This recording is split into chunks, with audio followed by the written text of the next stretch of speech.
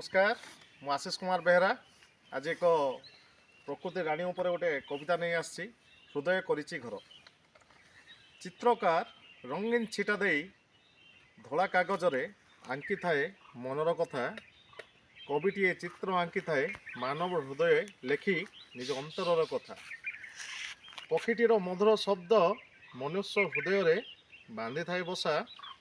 नदी झरणार अंका बंका चाली सह गर्जन शब्द दे थाए मनुष्य मनरे नुआ जीवन नुआ आशा।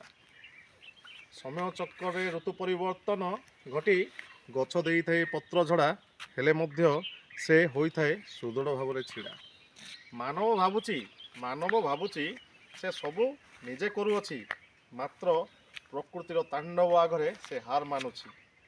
प्रकृति गौरवे कहूची मु देई अछि एही परिवेश को समस्त बर ताको मन भरी उपभोग कर, कौनसी क्षति न करी मोहर।